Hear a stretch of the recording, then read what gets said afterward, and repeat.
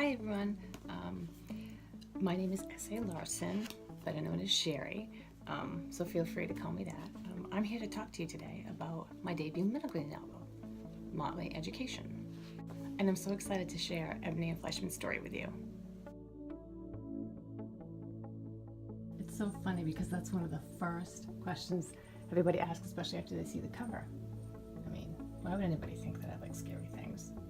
It's not like I surround myself with them or anything. And I'm a lover of Anne Rice too.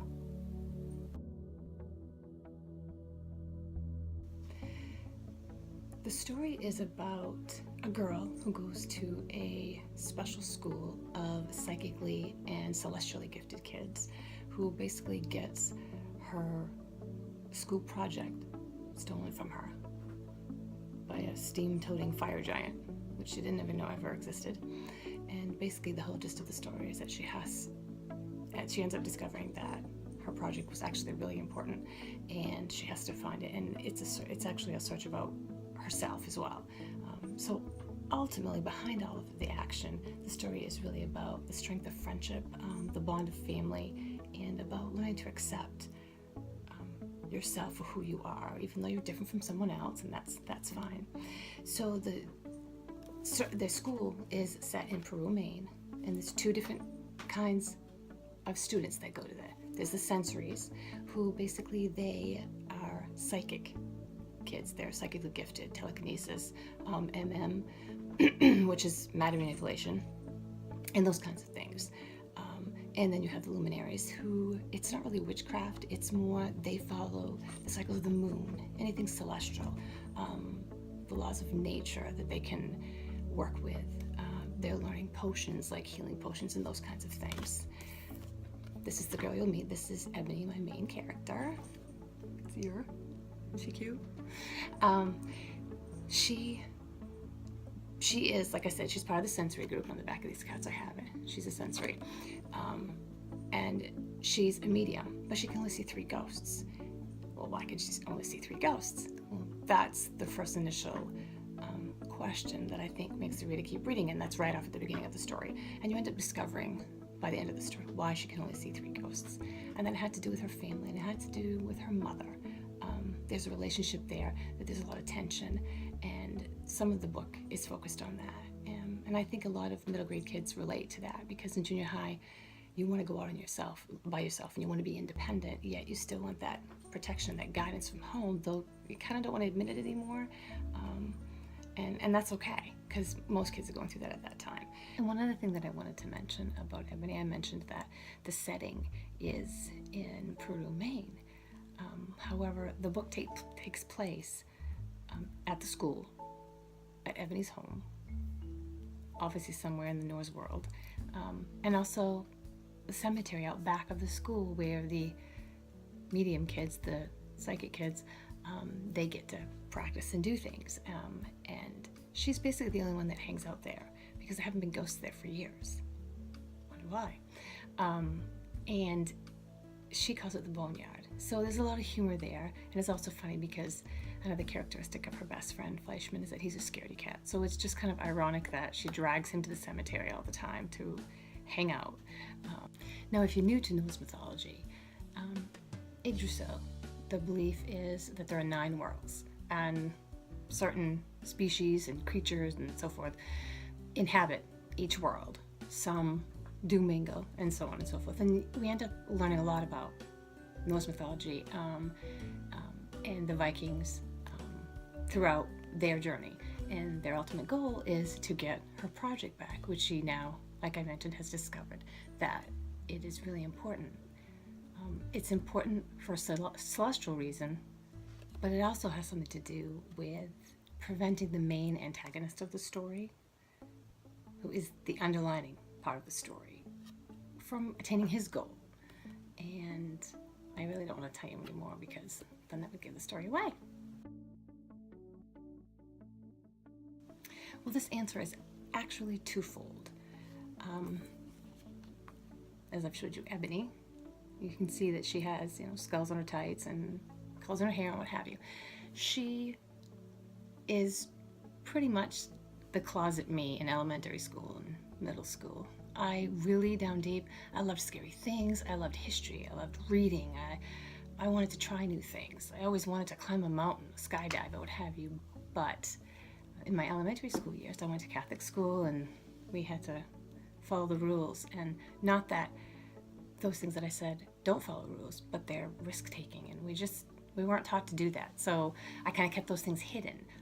So I'd say she's a part of me. So it was getting a little bit of myself out, and hopefully to encourage and inspire other kids that age that it's okay to be who you are. And secondly, it was for my fourth child. His name is CJ, and he has apraxia of speech. And he was diagnosed at 22 months. And if you don't know what that is, that's fine. That'd be another story. It's a neurological disorder. Anyway, he had to be taught through therapy, of years of therapy, of how to speak. He's 13. Nobody would ever know now. But through that whole process, he became an avid reader and pretty much a storyteller in his own right, because in order to communicate for quite a while, he had to use objects around him. And we had to piece those things together in kind of like stories to figure out what his need was or his want was. And it was just something that meant so much to me. And throughout all of that, he really fell in love with mythology, all mythology. He's really into Egyptian mythology as well, but Norse mythology was his big one. He loves Fenrir and the wolf, if you don't know who he is, which I have used him in this book, pretty much because of CJ. But I would say those are my reasons. Well, as I just explained, yes, I did research. I could seriously have researched Norse mythology forever. There's so much information, yet there's not. The Norse world, Yggdrasil, is comprised of 9 worlds, for those who don't know.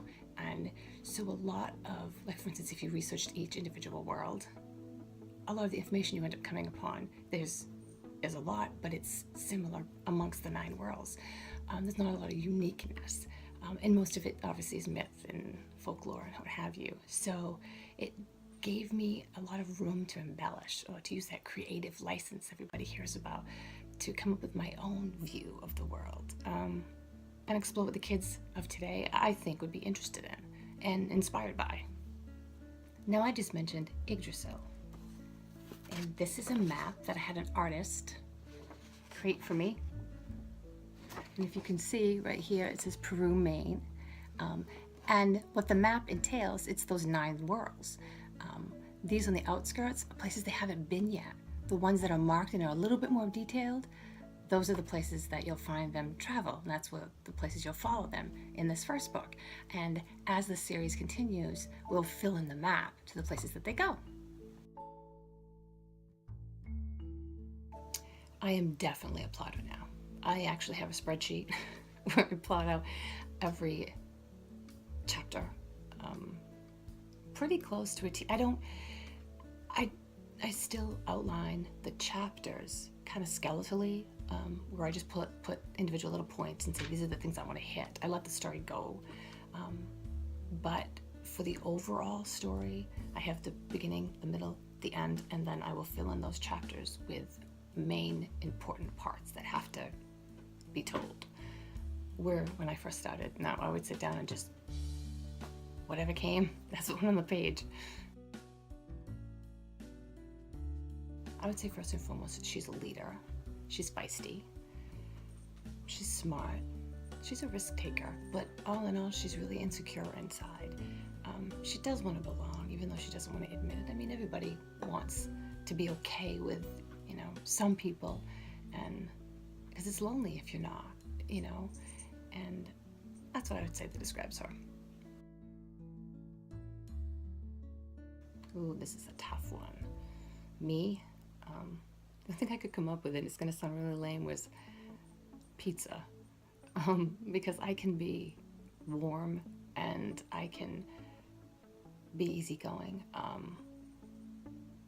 and I can be spicy, but when the pizza turns cold and it's really hard and it's relentless, and yeah, I can be that too. Ebony, the only thing I could come up with for her was a hot ball. I don't know why, but she's just really, she's a spitfire. She's feisty and she's passionate about anything that she enjoys, like including, for instance, Fleishman. When He's her best friend, and he carries around, you see this little thing he carries around? It's a cage, and in it he has a legless lizard. And she always talks about, who would ever, your parents let you get a pet, who wants a legless lizard? Which, by the way, you end up finding. Think about the Norse mythology, think about creatures, think about a small blue legless lizard, and he becomes important in the story.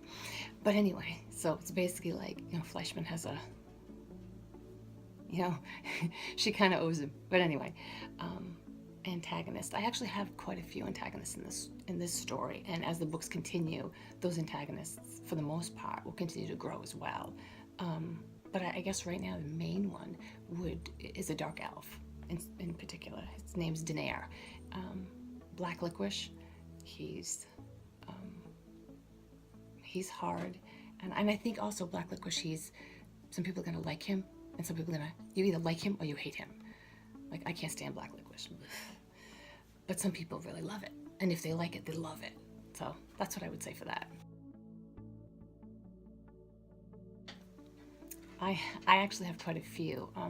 The one that I'll mention though is a scene where, I don't want to give too much away, Fleishman, who once again is this guy, and if you look at him, I mean, what do you gain from him? What do you think of him? He's the smart, kind of the geeky, kind of the science kind of a guy, but he's actually really warm, and he's not the shy guy. He's a little bit more reserved, but because sometimes he speaks, he's very dry when he speaks, so he's very funny, and he has zero clue that he's funny. But it's when he finally believes these things that she has been telling him, because she's a dreamer. And that's another thing I use to describe her. And he's scientific. Everything has to be facts and everything has to be proven. And the scene where he comes to realize that she's not crazy and she's not just dreaming this stuff up. And then he becomes fascinated and he wants to learn about it because there has to be a way to prove this. So I think, and it's a kind of a funny scene. I guess the only thing I'd want to leave you with is stories are amazing escapes. But they're also a way to examine yourself and where you are, and hopefully to comfort things that are bothering you about yourself, and you can see a character that, oh, there is somebody else like that. To inspire you for those characters who rise above those flaws, even not perfectly, to also know that no one is perfect.